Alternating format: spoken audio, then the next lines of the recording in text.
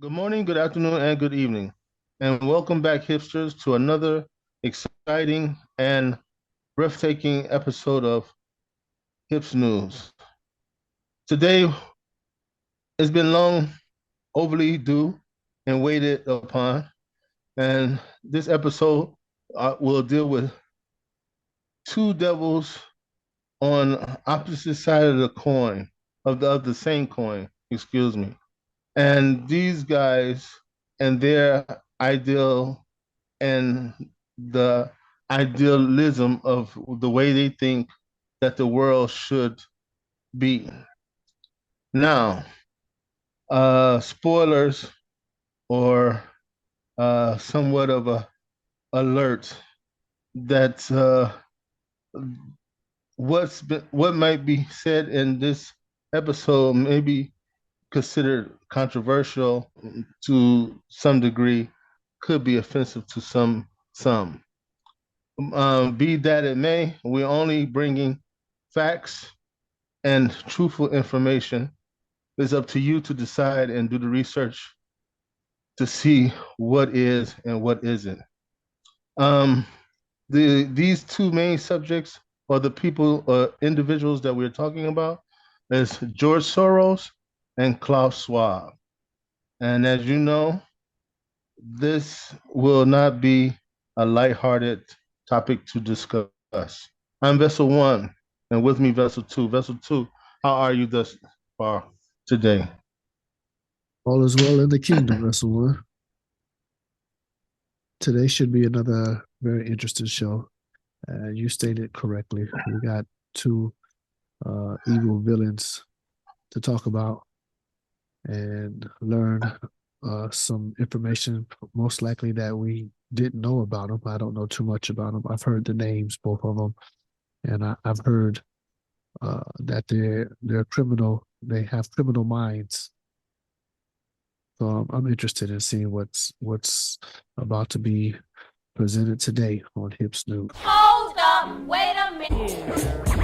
Hidden in plain sight. Good morning, good afternoon, and good evening. What's in your community, locally and globally? I'm Vessel One, and with me, Vessel Two. Hey, quick question. Is that hidden in plain sight?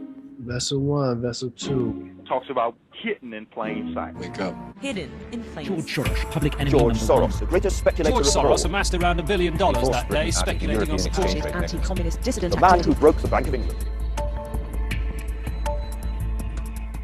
The name George Soros crops up in the news a lot. He's called Brexit an immensely damaging process and has given about £800,000 to pro-Remain group Best for Britain, helping to launch their campaign for a second referendum on EU membership. He's pretty unpopular in certain corners of Twitter, where he's at the centre of just about every conspiracy theory. Many of them anti-Semitic.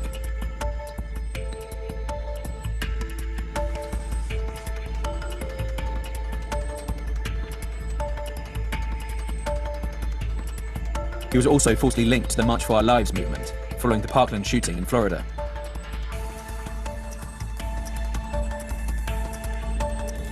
As well as to the Central American migrant caravan heading to Mexico and the US. The liberal businessman was the first target in a mail bombing campaign aimed at opponents of President Trump. George Soros' critics see him as interfering in international affairs. He donated to both Hillary Clinton and Barack Obama. And in the 1980s, he helped undermine Hungary's communist regime. There was something wrong with the regime, so they were ripe to fall. Much of Soros' global reach is through his charity, Open Society Foundations, which he's donated $32 billion to.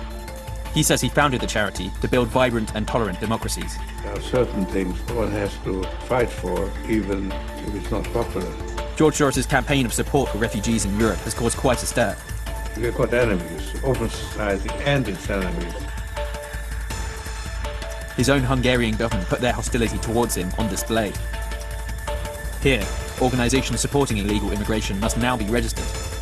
The name the government gave to this legislation? Stop Soros. Hungary's Prime Minister is one of Soros' fiercest critics. When the murder of a journalist in neighbouring Slovakia prompted anti-government protests there, this is how Viktor Orban responded. Soros György és a hozzá hasonló szervezeteknek a munkáját, illetve annak a kezenyomát a szlovák eseményeken, és egy percig sincsen kétségem afelől, hogy Soros György és a vele együttműködők mindent megtesznek, minden alkalmat megragadnak, hogy azokat a kormányokat, amelyek ellenállnak a bevándorlásnak, megbuktassák. George Soros traces his values back to his childhood. Born Georgi Schwartz, he grew up in a Jewish family in 1930s Budapest. I learned the art of survival from a grandmaster, and that was my father. That has certainly left its mark on me. His parents changed their surname to Soros to avoid persecution.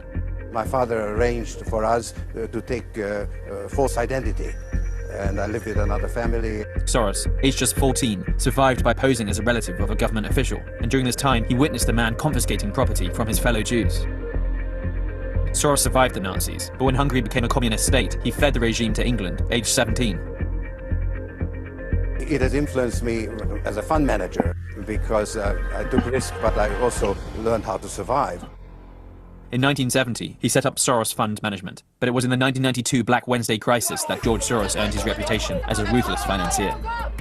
This came about when speculators put pressure on the pound, causing it to crash.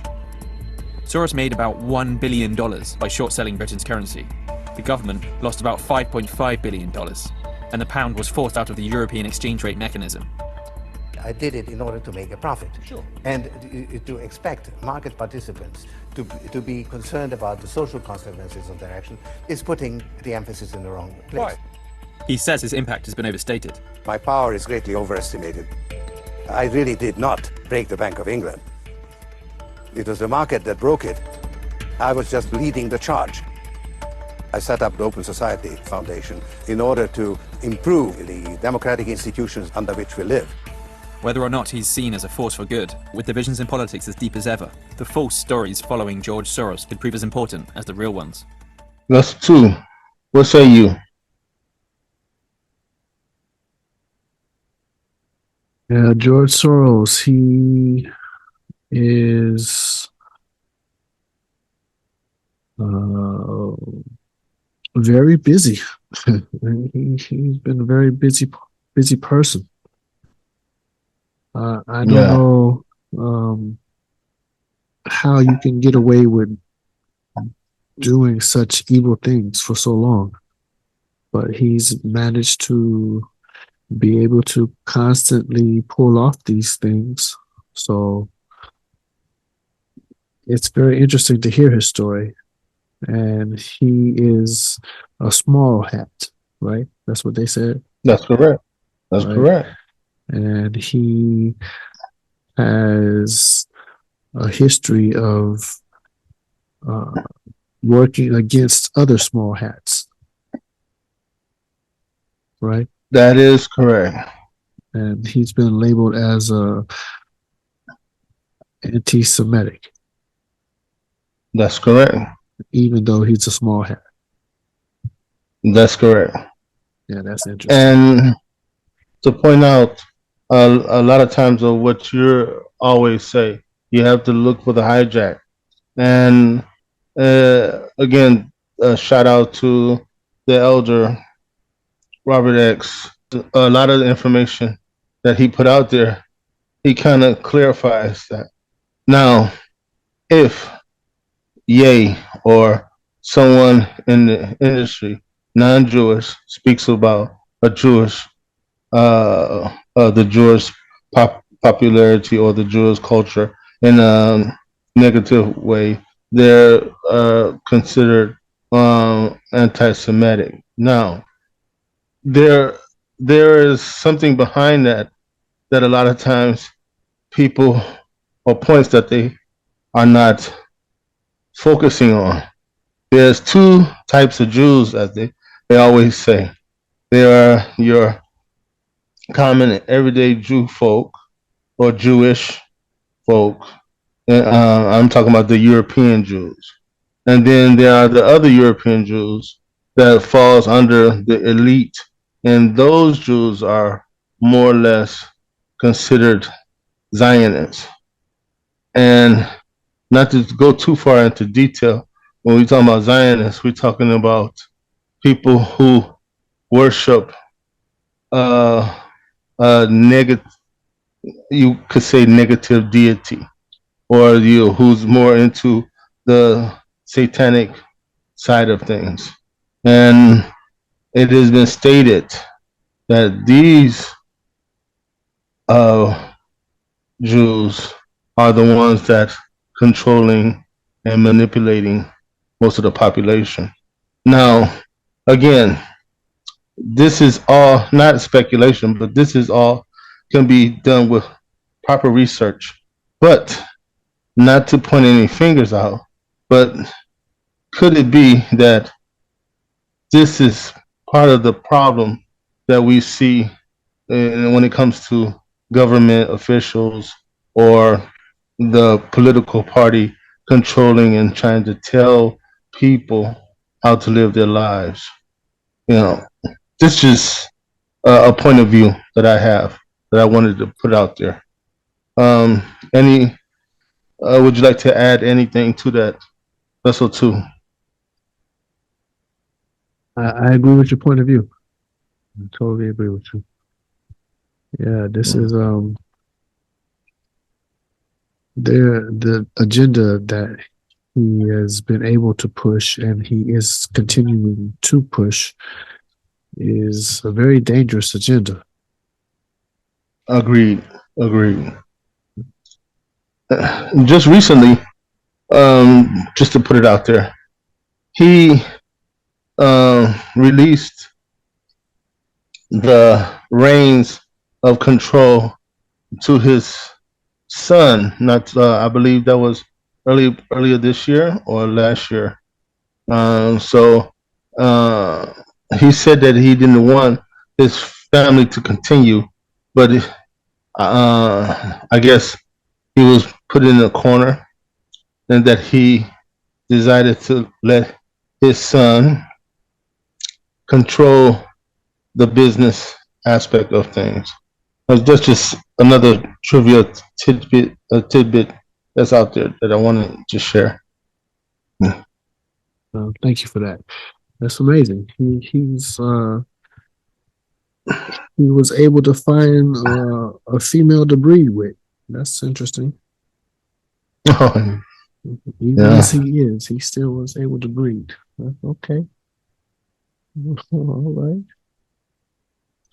Yeah, let's keep it moving. Let's see what else we can find out about Mr. Soros.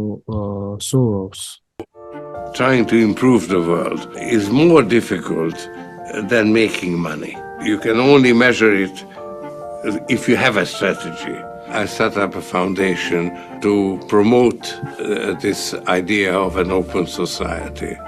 Opening up closed societies, making open societies function better, and foster a critical mode of thinking.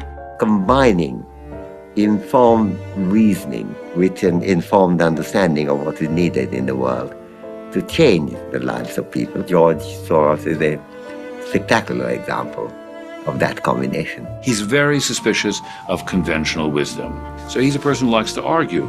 He likes to take the counterfactual position. He likes to take the counterintuitive position. He actually thinks for himself, and he's always self-critical. I know that I don't know all the answers. Whatever frame I create is bound to be biased or incomplete or distorted. The important thing is to be aware and to try to minimize the damage. He's a giant. He walks very small, careful steps. So people don't hear him going boom, boom, boom. And actually, I think he's quite shy. That intellectual power that he brings, he sees things from a very broad, systemic perspective. That's very unusual. People tend to feel that these problems are so huge. Leave it to the governments, leave it to others. But George never has that attitude. George always feels he can make a difference, an individual can make a difference, and doesn't hesitate to try. As long as there are people like George Soros who make it possible for people out there who have a vision of positive change to try to create that positive change, we're heading in the right direction. What's your thoughts, Vessel 1? Well, again, it's all a political scam you got Bono, and you got the head of the UN, the brother man there, along with other people that's very influential and has very high status in making these political or these very social, um, how can you say this, social influences over society and getting people to do what they want them to do. You know, Bono saying that, oh, he's a nice guy. I think he's shy. You know, and this for me is avoiding many issues of talking about what exactly what is this guy is doing. And in the intro, like you always say, you gotta hear him and listen for the hijack. Changing the world, doing all this is not an easy thing to do. He's already telling you he's changing the world. He's have his own agenda and idea. Now, who is it? Who is he to say that this change is the right change? I can argue with that from here to the chickens come home to roost. You know, it's what happens in the aftermath that's very important. And then of these videos, you hear over and over again some of the same things that Bill Gates, Klaus Schwab, a lot of these elitists, or people who wants to quote unquote make a change or correct society or the world say the same thing. Oh, we're doing this for undeveloped or to develop and liberate countries from their closed tyranny of leaders. Okay, again, that's debatable. You know, if the people are not. What about the people that or these countries that you're trying to overthrow their government? Have you talked to them? What do they have to say about these things? And it was stated not too long ago that Italy, the was it the prime minister or it's one political official was saying, talking about France, stay your butt out of Africa and let them control their own society so they can develop and make profit on their own. We don't need these European countries sticking their nose in their business and trying to control and show them how things should be done because your dirty laundry is not so clean. So these are my thoughts now. What say you? Yeah, I noticed that just about everybody who had something to say about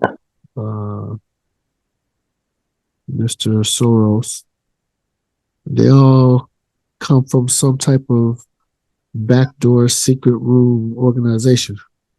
I see there you go. Nobel Peace Prize winners and a couple of Harvard graduate academic type peoples, entertainment. You know, that's always controlled. So yeah, he's got his tentacles in all types of pots. There you go. It's a lot of power this man wields. And yet, you know, we still have to, you know, take a look at how he became who he developed as an individual, you know, growing up during the Second World War, and for you to be put in a situation, you know, he didn't come from a poor family. This guy family had some money, and so you know how they say sometimes people with money, they do whatever they have to do to keep that money. And he himself, in one of the first videos, said that, you know, a master, he didn't say scammer, but he said a master of disguises or so taught him, that was his father, how to manipulate, how to, you know, get in and get out of certain situations. So master survivor. Master survivor. That was what he said. Yeah. If you listen to that, I mean, and this is from a young kid at age what, 13, 14, 14 maybe? You know, come on now, you know, there's something there. Hedge fund legend, billionaire philanthropist, often described as a bleeding heart liberal. George Soros was born in 1930 to a Jewish family in Budapest, Hungary. When the Nazis invaded, they hid to survive. After the war, George went to the London School of Economics. He moved to the United States and eventually started his own hedge fund. But he didn't get really famous until 1992. That's when he bet $10 billion against the British pound. The gamble made him $1 billion in just one day, and it earned him a nickname, the man who broke the Bank of England. These days, George is more focused on philanthropy. He has a foundation promoting democracy around the world, and he's a big supporter of left-wing causes. He's been pushing for the legalization of pot for 2 decades. He's also given millions to Democrats and railed against the other side. If we re-elect Bush in 2004, we endorse the Bush doctrine, and we will have to live with the consequences. That's made him a sworn enemy of the right. But George is so rich, he can pretty much do whatever he wants. And that's George Soros in 82 seconds. Okay. That's CNN take. He's so rich, he can do whatever he wants. That's a mouthful. And again, what we have on screen now is the transfer agreement. And this came out of the, actually, this is one of the things that came out of what George Soros was doing back in the day. And he was just the beginner of this. Transfer and agreement. what The transfer agreement, the dramatic story of the pact between the Third Reich and Jewish Palestine, is a book written by author Edwin Black, documenting the transfer agreement, Havara agreement in Hebrew, between Zionist organizations in Nazi Germany to transfer a number of Jews and their assets to Palestine. Shortly after Samuel Untermeyer's return to the U.S. from Germany in 1933, articles appeared on the front page of newspapers in London and New York declaring that Judea declares war on Germany. This resulted in an effective boycott of German goods in many countries, affecting German exports significantly. The agreement was partly inspired by this boycott, which appeared to threaten the Reich. 1. Controversial as it may be seen in hindsight, it marked one of the few rescues of Jews and their assets in the years leading up to the Holocaust. 2. Main thesis, edit. This book documents the agreement between Nazi Germany and an organization of German Zionists in 1933 to salvage some German Jewish assets and the voluntary emigration of German Jews to Palestine before the Third Reich implemented expulsion and then extermination. The transfer agreement rescued some 60,000 German Jews. A sweeping, worldwide economic boycott of Germany by Jews helped spur a deal between the Nazis and Zionists. 3. The book also documents the controversy within the Zionist movement and Jewish diaspora over the agreement, which Black shows tore apart the Jewish world in the pre-World War II era. In particular, it describes the conflict between, on one side, German Zionists and German-descended communal leaders in the U.S., who argued for the agreement, and, on the other side, the mainstream Eastern European-descended American Jewish Zionist leaders, such as the American Jewish Committee and Jewish War Veterans, who opposed the agreement and argued instead for a full boycott of Nazi Germany. The book was met with criticism on multiple fronts. Historian Richard S. Levy in commentary wrote, Black relies on outmoded secondary works, makes numerous errors, and distorts his subject. Black's neglect of the secondary scholarly literature is perverse and leads him to his most serious error of judgment, drastic overestimation of the political and economic efficacy of the boycott weapon. He further described the book as conspiracy mongering, innuendo, and sensationalism. Yep. and that's a little oversight of the transfer agreement. With a little bit of minutes we have left, anything you'd like to add, Vessel Two? Yeah, and this warring in Europe just seems to never cease. Mm. You got the German Zionists versus the German Jews, and America ended up taking a bunch of Nazis after the war. A lot of the Nazis ended up in South America as well, particularly Right. in Argentina. Argentina, that's right. Hitler ended up dying at, not imprisoned at, but ended up living a full life dying at. And some would dare say that America is nothing but Nazi ran second part of the Jewish arm, or not Jewish, but the German arm of how they were running the government as far as the science was concerned. All of those scientists ended up in America, so it's all the same. They said King Soros was born in Turkey, Budapest. Hungary. Hungary. Budapest, Hungary, right? Hungary, and then right. he moved to America. That was when America was only allowing Europeans to move into America to flood America with Europeans. So there was no resistance for him and his family to move to America. And it shows right after he moved to America, where was he? New York, Wall Street, Harvard. Partners, who all have a crucial role to play. I now have the pleasure to welcome the World Economic Forum. It is the cradle of some of our prominent organizations that are here with us today.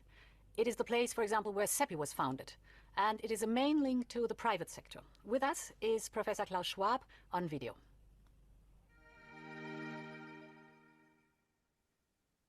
Madam President von der Leyen, Excellencies, honored participants, the World Economic Forum, as the international institution for public-private cooperation, is putting its full weight behind this crucial initiative. The purpose of the World Economic Forum is to mobilize business and to make sure that business, together with the other stakeholders of global society, governments, international organizations, civil society, and science, addresses the big issues of our times. We have taken the initiative immediately after the appearance of this pandemic to create a COVID-19 action platform. More than 1,000 companies are engaged, and over 30 projects have been put into practice. We feel that business can make a very special contribution, not just pharmaceutical companies and other companies directly related to this pandemic, but every business is challenged today to contribute with its know-how and with its resources to the solution of this challenge, of this problem, which is of utmost significance for the future of humankind. We are particularly committed to this initiative since the Forum has been at the origin in its annual meeting in Davos of the Global Fund, Gavi and CEPI, together with the Gates Foundation and other founders of those crucial organizations, particularly today. Madam President, Excellencies, we would like to assure you that business, as far as the Forum can mobilize it, is behind this initiative, and we will support you in any way we can.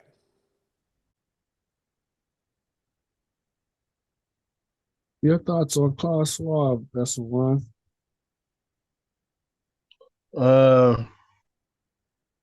Not to be stereotypical or such, but as you know, he's a German, and he's when he talks, it sounds somewhat of a no nonsense, very shrewd and ruthless, diabolical means of getting his point across.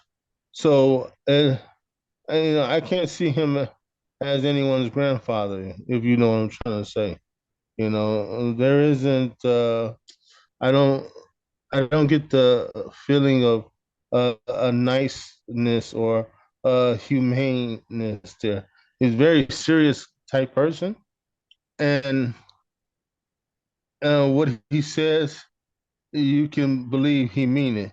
If he's saying that he wants to eradicate or change and have businesses in control, that's what it's all about. And that infrastructures and super cities as to uh, reframe or to manage where most of the people in society live. That's what it's about. If it's about digital currency being the main circulation of things, that's what it's all about. And that's my take on it. What say you? Yeah, his accent was a little bit heavy for me to kind of understand everything that he was saying.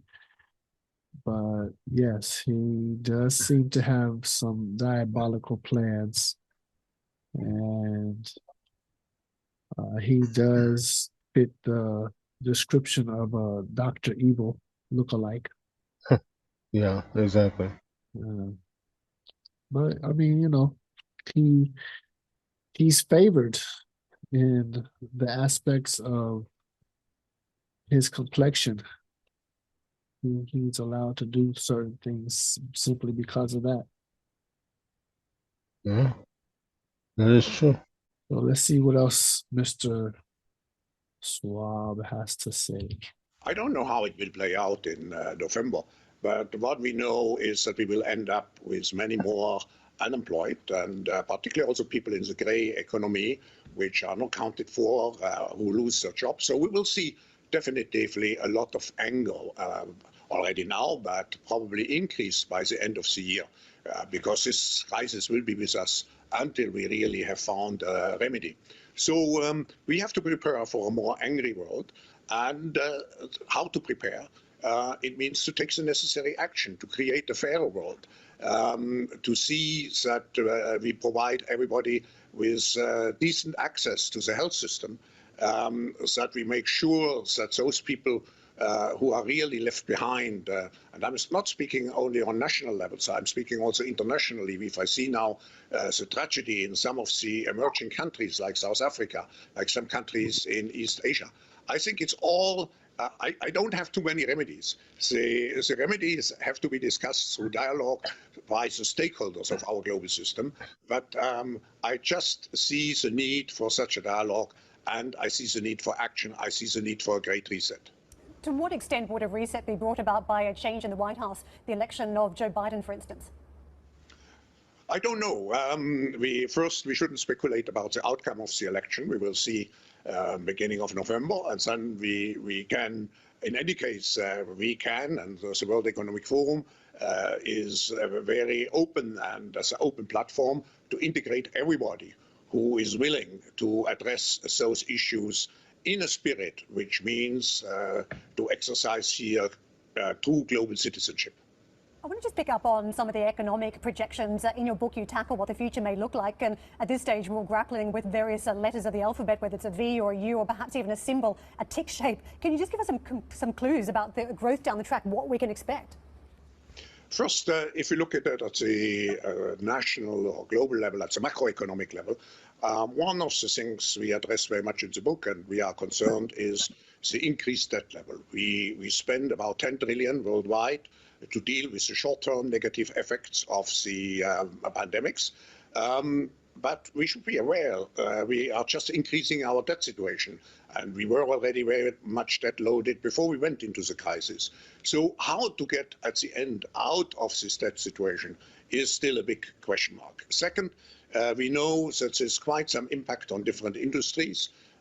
We know that certainly the health industry, the digital industry will go out of this crisis strengthened. But we know that many industries which rely particularly on physical interaction will have difficulties to survive.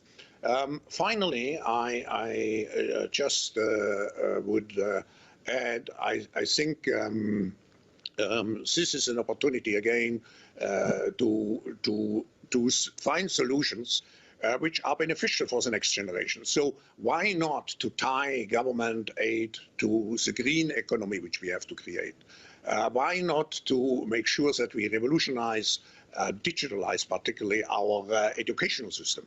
So we are here when we talk about the Great Reset to talk also about innovation. How can we do things differently from what we used to do? And if we speak about differently, it means also how can we do it to make sure that a majority of people are benefiting from it and not just a minority.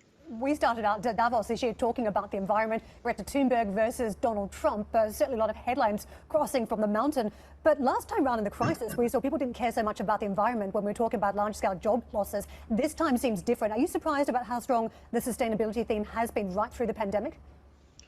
No, I would see even a chance to accelerate, let's say, our transition into a green economy, because people probably recognize that we have to become more resilient. We have now the experience of one crisis. The environmental crisis, the climate crisis could be a much bigger one. So I see more awareness. But on the other hand, we have the big issue of unemployment, of low levels of employment. And I think we shouldn't see the two as contradictory objectives. And that was Klaus Schwab telling everyone to prepare for an angrier world. What say you, Vessel 2? Yeah, he did. He want us to be aware of the anger level that might happen because people are going to lose their jobs. And I'm thinking that he has his hands behind the mechanisms that are making people lose their jobs. Of course. He said it in one of the videos. Him working with the Gates Foundation. These foundations are, what's going on with these foundations? And how come they're created? And what is their true intent behind them? Good information if you want to know a little bit more about Klaus Schwab and his, not to be, again, biased, but the diabolical ideas of how the world should be and its new coming reset and shaping of the future. He starts off with the Global Competitiveness Report in 2006. That was way back in 2006. But his much more influential reports or books that's out there now, of course, as you know, COVID-19, the Great Reset, and this was in 2020. Listen to the next one. Stakeholder capitalism, 2021. That came right after the Great Reset. And then 2022, the Great Narrative, and that's in 2022, right? And so, as you can see, how each volume after the previous one is more, in a sense, focusing and molding of his ideal of a society and how it should be. So these are good books. You can find them on Amazon, and they're or any other book outlet, and they range from anywhere between 7,000 to 2,400 yen, or $240 if you're interested. I'm not sure yet of time of recording. If I can, maybe I could try to find online a PDF or so of a link where I can have in the description below, that if you're interested, and maybe you can get an outline or a guide of what's inside these reports. Vessel 2, would you like to continue? Yeah, this is real interesting to sit there and watch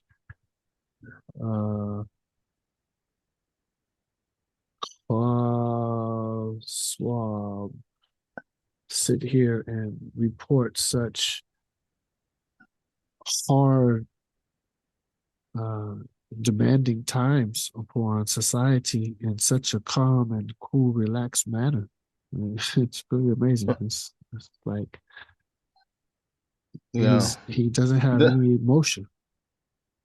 That's what, he's nobody's grandfather. I'm telling you, this guy is just, it's heartless.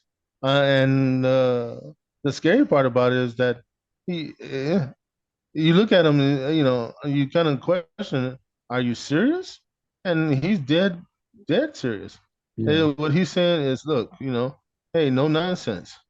But again, if you dig far enough in the history, they're all connected to, again, it's another reason for you to visit our archives in our library, and with the Tavistock Institute and their deception of society. That's a two-parter uh, uh, video episode that we done that we highly recommend for those that's really interested in what is coming to pass. Yeah. A little outline of Klaus Schwab. He's German born, and he was born in Germany, Ravensburg, and also he's somewhat a founder or a more established member of the World Economic Forum, which his wife, Hildy Schwab, helped him mold and create. His mother's side is Swiss. She's from Switzerland. And his father worked in Germany in World War II, which was connected to the bombs and machinery that created such uh, travesties of ammunition for the world. Don't want to go too far into it, but that let you know some of the background that he was surrounded by.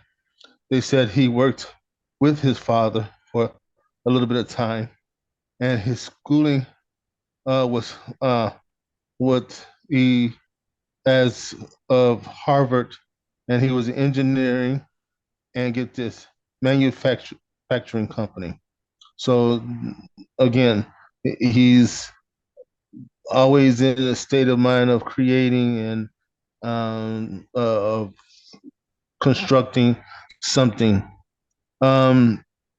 He also was the one who created research and development, mainly ties with India and Africa. He was a member of United Nations from 1993 to 1995. He has high connections and contacts with them, but he's not a member. He's the man in charge of World Economic Forum, and his position held was high level advisory, and this was for the United Nations. Right? He also a member of Bilderberg. Member his position was global advisory. and so he was on the global advisory board. And some little taboo things that you have to really dig and research for that a lot of people don't know. He was funded by the CIA, and also one of the main people who funded him was the Dan David Foundation. So if you're really looking to know a little bit more about his links and his underlying connections with the America. So um, again, yeah, interesting things. If you really want to know about his ideas and concepts of the Great Reset, please, I advise you to uh, uh, check online or so and look into that. Vessel 2, would you like to add anything to this conversation?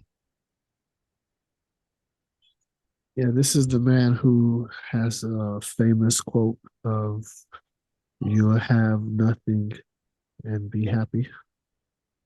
You'll own Yes. nothing. You'll own nothing and be happy." Yes, yes. He's also the promoter of eating insects as a form of protein. Yes, Yeah. that's correct. So,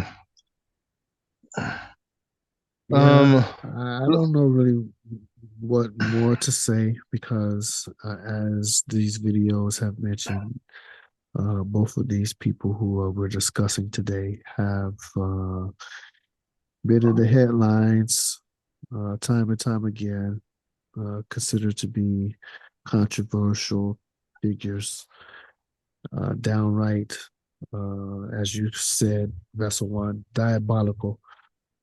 And I don't really understand how people can get away with such evilness, but it seems to happen all the time. So I'm at a loss for words, really. yeah, on a day-to-day basis, and only time could tell of what's going to happen in the future. You only got about 8 weeks left of this year. Amazing how time flies, and 2024 is going to be a phenomenon year, as in secrets coming out and things that's been hiding behind the wizard's curtain going to be revealed, and it's going to be a lot of mess. So we're telling all out there in podcast land, stay aware and always keep your head on the swivel, as Vessel 2 says. One last thing I would like to drop in. Uh, it will be provided in the link below. 80th, that is EIGHTIFY.app.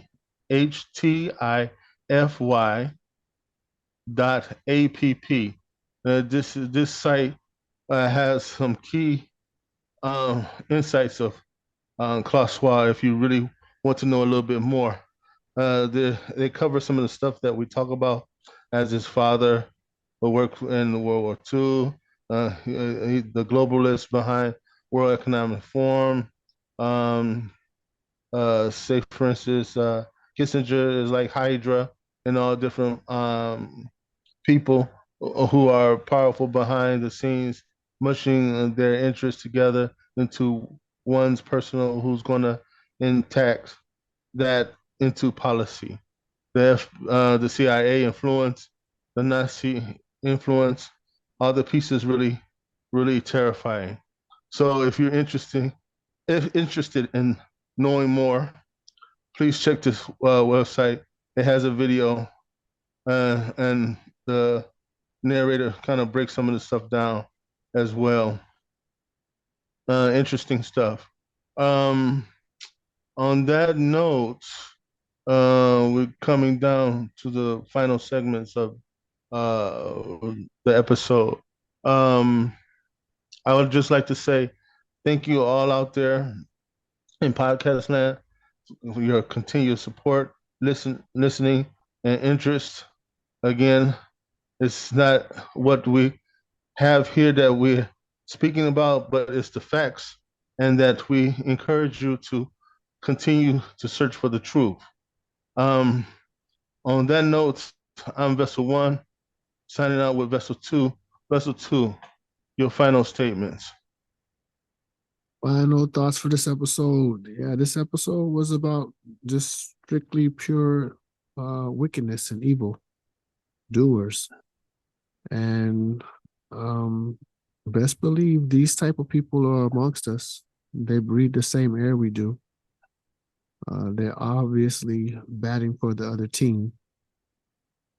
And the only way they're going to be able to ensure that their plans are achieved is if we go along with their programs. So I recommend standing on your square, and non-participation is key to their plans not succeeding. So the more you can say no to, I would recommend you doing so. If you have a loved one, make sure that that loved one knows that they are a loved one. As Vessel 1 said already, keep your head on a swivel. And until next time, peace. Peace.